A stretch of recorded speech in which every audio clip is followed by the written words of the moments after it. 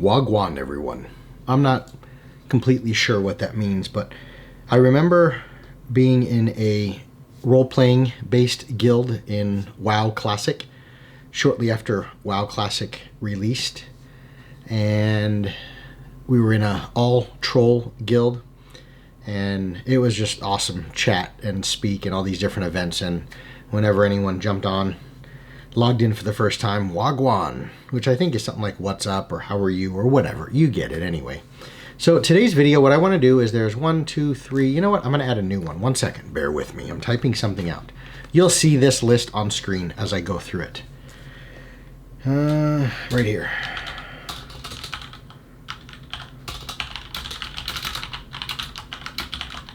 Okay. What I want to talk through in today's video are 1, 2, 3, 4, 5, 6, 7, 8, 9. Why 9? I don't know. I didn't want to do 10 or 8. 9 things that you might think through that will help you become a better dungeon master. I've made many videos on this, just little tips and tricks and advice that I have from doing this for a very long time. But this list in particular, I think the strength of this list is, or what makes this different than some of those other videos, these are things that you may not think through, that you sort of maybe overlook, or perhaps you just don't put enough value into.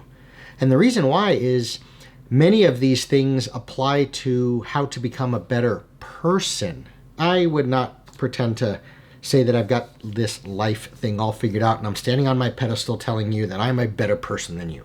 Right? I never even try and presume that I'm a better DM than you. Just in 40 years of doing it, you learn some things that I wish to pass on entirely for free. So if you find value in my videos, wonderful. If you don't, wonderful. So this list of 9, I think these are things that I'm still working on myself. So perhaps the value of this is it's valuable to me just as it is to you, because it reminds me what I need to focus on today, tonight, tomorrow.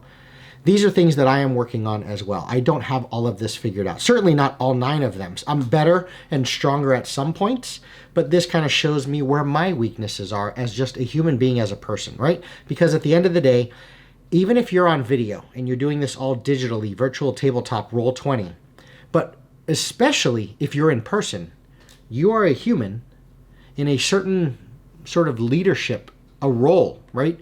You're the facilitator, the manager among a group of people. And the more that you can focus on becoming better and understanding where you lack and what you can do to move forward to get better at these 9 things, you will grow exponentially as a DM. See, I don't spend a lot of my time these days trying to learn more about D&D to become a better dungeon master. I have become, in recent years, a significantly better dungeon master because I'm working on becoming a better person. And that would be sort of the big takeaway for these 9 points, okay? So here we go. Maybe there's some order of priority here, but it doesn't have to be. Number 1, communication. It's overlooked too much. There are too many complaints, message board posts, articles, people that say, I have a problem with a player at my table, right? Maybe it's a real life person-to-person problem. Maybe it's simply you don't like the way this player is metagaming or the way that they're approaching their character.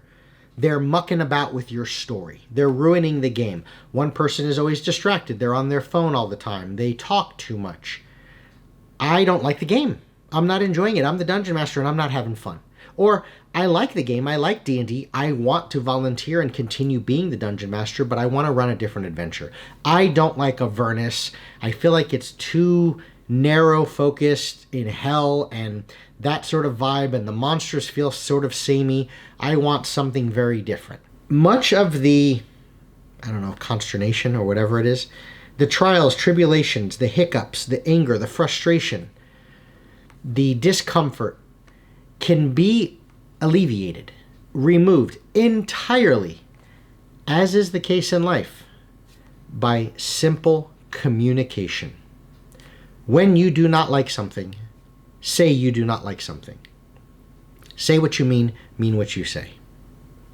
A player asks you to do something, you don't want to say no. You know, I'm really a big proponent of being a yes, yes, yes person to my players. Okay, and we'll talk about this a little bit later. The world, the story, the game is about them. But if you know that something your player comes to the table with, a character, a build, if you will, is going to cause you as the dungeon master to have to turn different corners and twist and tweak so much of your game just to accommodate what they're doing because they're breaking something, or your storyline and the overall dynamic of the group is not going that way, right? You're going very lawful good, very heroic, do the right thing, be benevolent, and one player wants to play the shifty, roguish assassin guy that borders on murder hobo. No, you can't play that character. That's all. I don't mind talking through other options with you and giving you something else. I don't mind saying yes when you ask there later on for a certain magic item.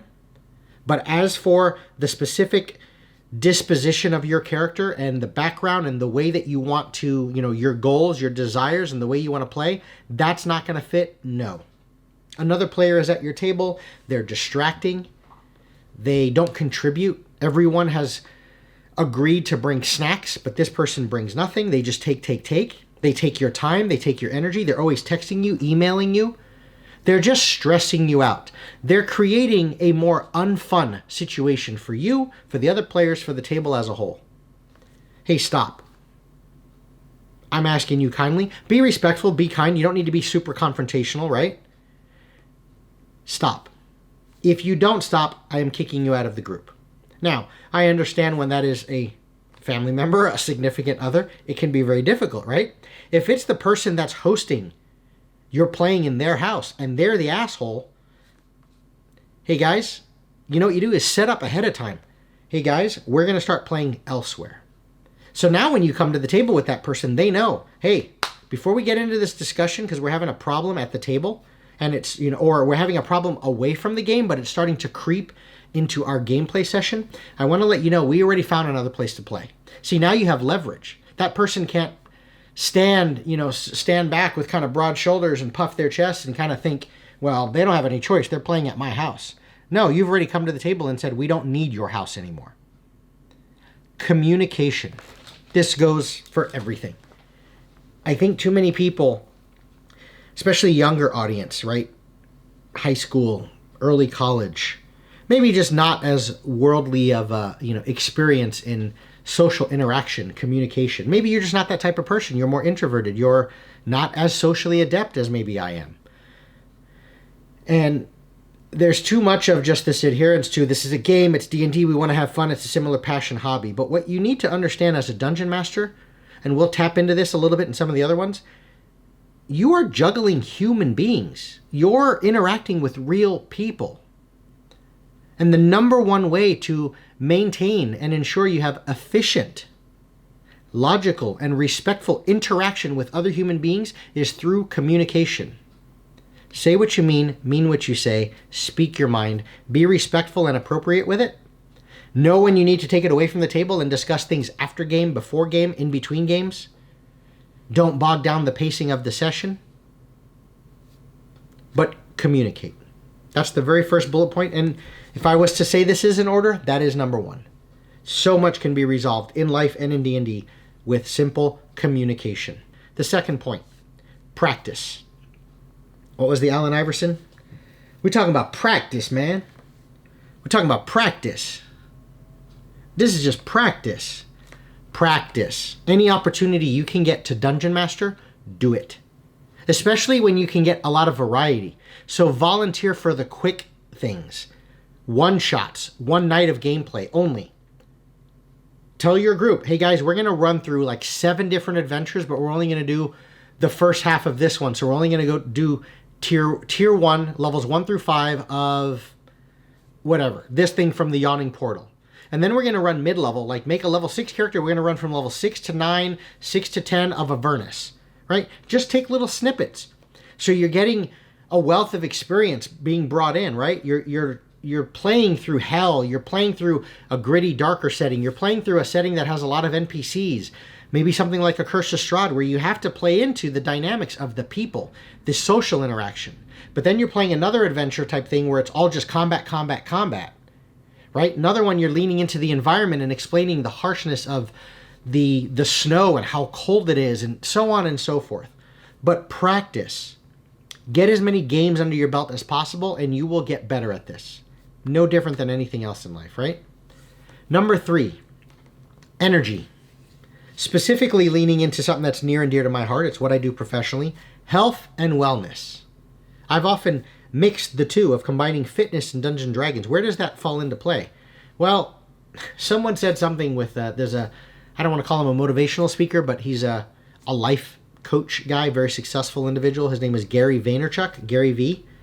Someone asked him, where does health fit into your pursuit of success and your dreams of becoming a billionaire? And Gary V said, health, it's kind of everything. If you die, your business goes bankrupt. Very blunt, very simple though, right? I think people look for more to it than that. If you're not feeling well, if you're not healthy, I'm not talking about things that come up, right? This is not COVID related or anything like this. If you're not feeling well consistently, your energy will be diminished. Sleep well the night before your game. Make sure you get rest. Everyone knows, this is not me saying this. This is neuroscience cognitive function 101. 4 hours of sleep, 5 hours of sleep consistently, night after night, your cognitive function is diminished. It just is. You'll have to reread the same thing over and over again because you're not getting it. I mean, the best indicator of this is doctors or medical students, people that are just grinding, lawyers that are going through university, just cramming all-night sessions. At some point, you're just getting a fog, right? You don't know what you're reading and what you're digesting anymore. Your presentation at the table, your voice work, your energy, the passion that you have for the game, you just don't want to play because you want to go to sleep. You ate way too much sugar. That's always a big one, right? At the table, at my table, and we're generally health and wellness oriented people, there's just shit everywhere. That's our day though, to just junk food it. We enjoy the pizza and the nachos with cheese on top of cheese with extra cheese. And there's Twizzlers and Red Vines and what is it? Peanut butter M&M, right? Everything. A whole counter of Hostess. Okay? But if you're high on sugar and your energy crashes, I mean, come on, we've all eaten that Thanksgiving with 4 pies and then right after Thanksgiving meal, you just want to lay down. When you keep wanting to do that during your game, it's going to falter. So focus on your health. Eat clean more consistently. Get in better shape. That's a proven thing. I'm not just saying this because I'm trying to sell you on some sort of a fitness angle. I don't know you, but I care about human beings that give a damn and have some self-respect and care about what they look like and being around and being as healthy as possible. Shit happens, I get it. But overall, this is something you can control. I think that's probably the best selling point on everything on these 9 things here is these are things you can actually control because they're all about you and you can get better at these things. And when you do, everything you touch, including your D&D books and the table, will improve. So focus on your health and wellness, okay?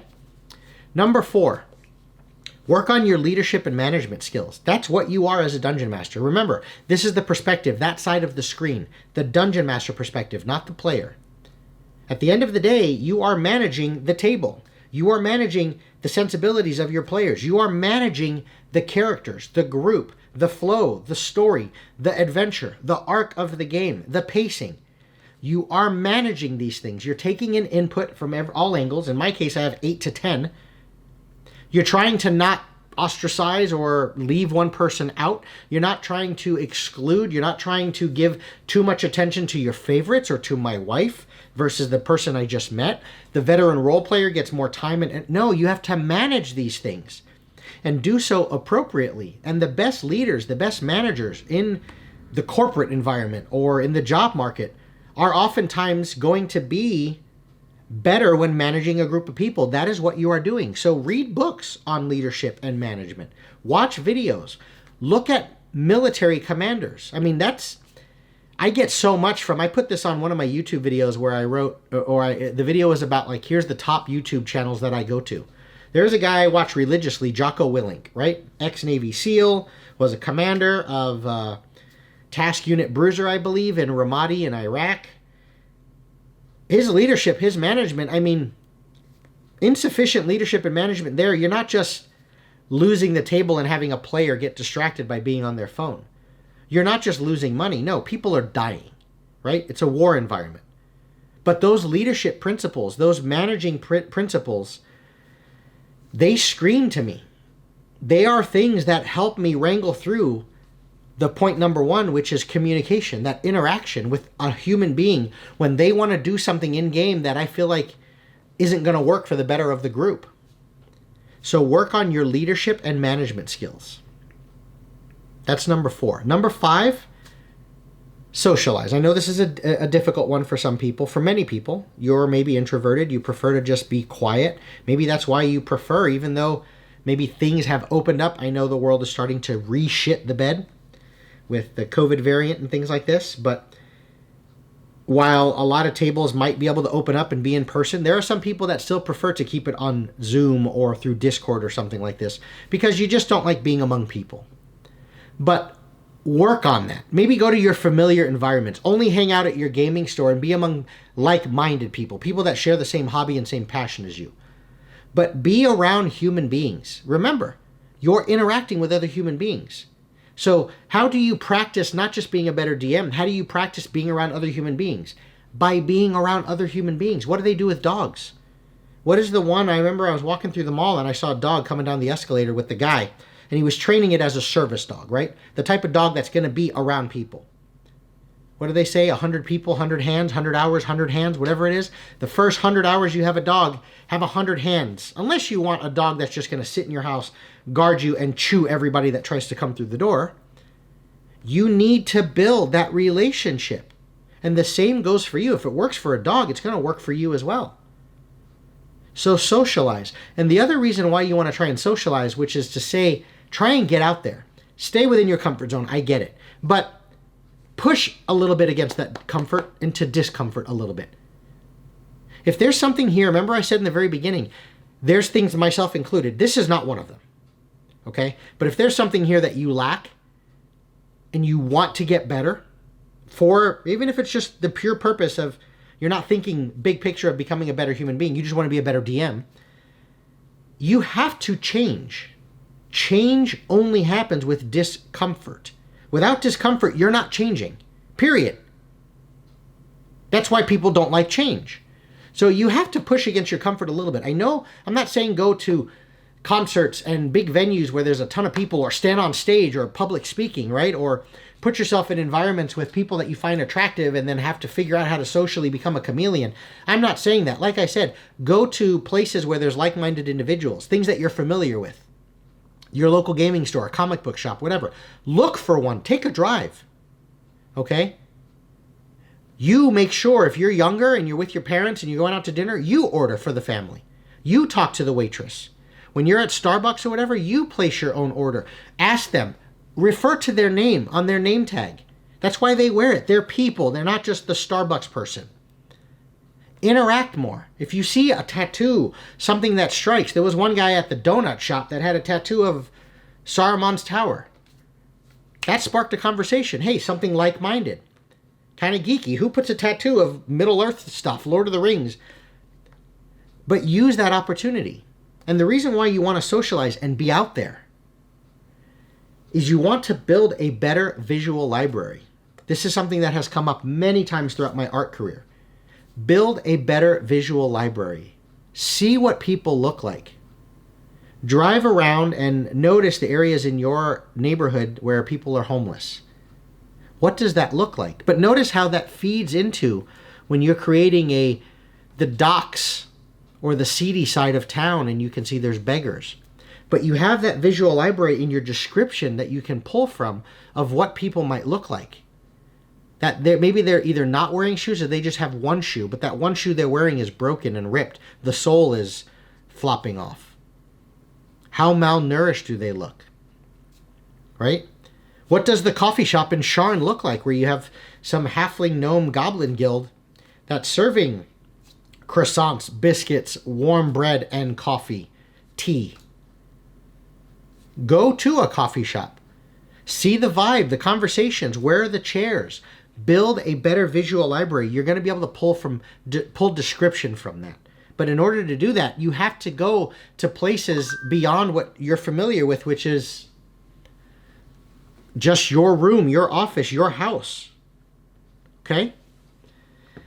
Next, this is a big one, but I'll leave this one pretty quickly. Understand what's taboo. Get to know your players enough and err on the side of removing it and not talking about this if you're not sure. Right? Everyone has their, what is it? Abortion, religion, politics, right? There's always, don't talk about these things, that type in life, right? They never end up well in conversation, right? At the table, know how far you can push the horror element. Know how far you can push death. Know how far you can push when you're dealing with younger audiences. Not just I don't mean the players being young, but dealing with an orc tribe that kills all the children in an orphanage. Okay? You're better off just saying the orc tribes killed all the warriors that fought against them and, 13th warrior style where all of the farmers are dead. You don't have to go that route of talking about the young people, right? Know where you can push on races, not calling them races, calling them ancestries, calling it a species. Right? How far can you push with various genders? Romantic relationships. Know what your taboo subjects are. Because that's really going to create a better vibe. No matter, if you push against the taboo stuff and you're wrong, it doesn't matter what else you do at the table. It doesn't matter how cool the session is. You're going to lose players and you're just going to create a bad vibe of energy. That's the fastest way to make things really damn unfun. That's why people say when you're at a party, let's not talk these subjects, or let's move on and talk about something else, because that's not going to go, it's not usually going to lead to any sort of entertainment. Okay? Next, number 7, know your history and geography. So much pulls from the real world. When I was in art school, there's a saying that we always go by of, learn to draw your anatomy before you break it. You don't just Jekyll and Hyde, and I'm talking about like from League of Extraordinary Gentlemen, where I draw this gigantic arm and the elbow is down by the knee, right? Or I'm drawing the Avatar guys. I forget what they're called already. The Na'vi, the blue dudes, the 10-foot tall, 9-foot tall guys.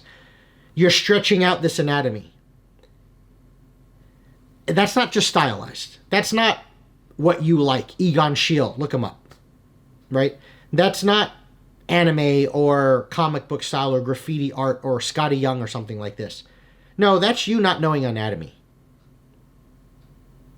Like knowing 8.5 heads high for an average body, right? When you create this squat dwarf and it's like, what the hell happened to his rib cage? Does his chest, his sternum just connect right to his pelvis? Like, what's going on there? Know it before you break it. Don't just hand wave everything with magic and say, well, the rivers flow uphill because that's what they do. Understand what creates a delta. There's millions of videos on YouTube, like actual geography 101, ecology 101, zoology 101, why creatures need a mouth, why everything needs to poop, right? Mammals, what lays eggs, what's warm-blooded, what's cold-blooded, things like this. Because then from there you can extrapolate. I remember in Lord of the Rings design, when they were talking about it, is there was Ben Wooten, I think, was one of the lead concept artists for a lot of the creatures, like the fell beasts and stuff. And I forget what he is. The big ram-looking thing that had the battering ram, that Gothmog walked up to the gates at Minas Tirith and was trying to bang through the door. They based that off of like a rhino or a buffalo, right? But Ben Wooten, one of the artists, was also a zoologist. So he understood the way fell beast wings should look. You don't just hand wave things and say, well, my dragon has different anatomy, so that's why he can still fly, even though he's got one wing that's significant. You know what I mean? Understand, but also understand your history. Most of your raiding, invading, pillaging humanoids, orc tribes and goblin tribes led by some giant, there's a precedent. There's something in history, I guarantee, that you will find about the Gauls, the Saxons, the Vandals, the Franks, the Celts, Persian army, Thermopylae, right? Last Samurai stuff, 300, the Spartans, Genghis Khan, right? Invasion of, the British Empire, whatever. You can pull from war and mythology, right? So much of that you can weave into your D&D game, but you have to know that history. So just read more. Understand how that works in the real world. Don't just create a world map and say, there's no trees in my world.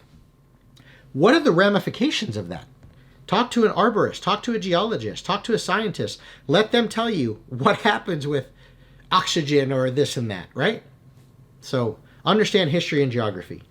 Number 8, this one, and number 9 are not as important. They're not necessary, but they will definitely help you.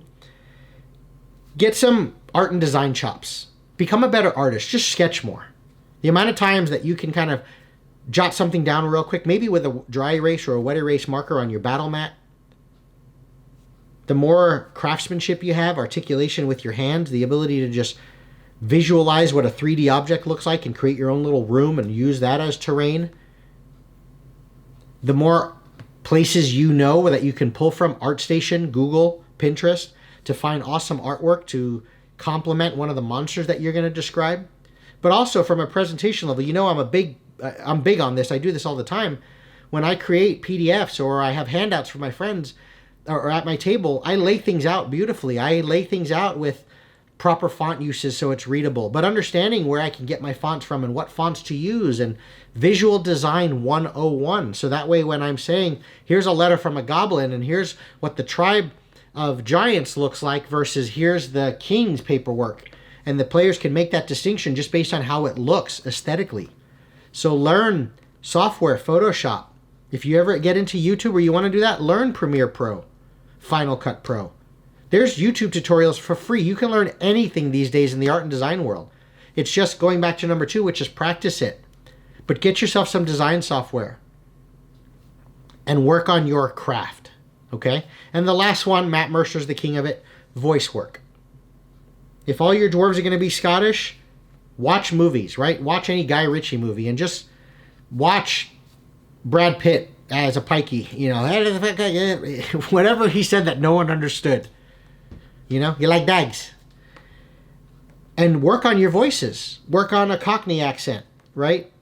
Royalty, British, high society, Asian, right? All these different cultures. Nigerian, what's the difference? Jamaican, as I kind of started the video with. Work on these different accents. And, World of Warcraft does that all the time, right? All the dwarves have a Scottish accent to them. All of the trolls have Jamaican accents. You get it, right? But pull from, that's where you're leaning into history, geography at the same time.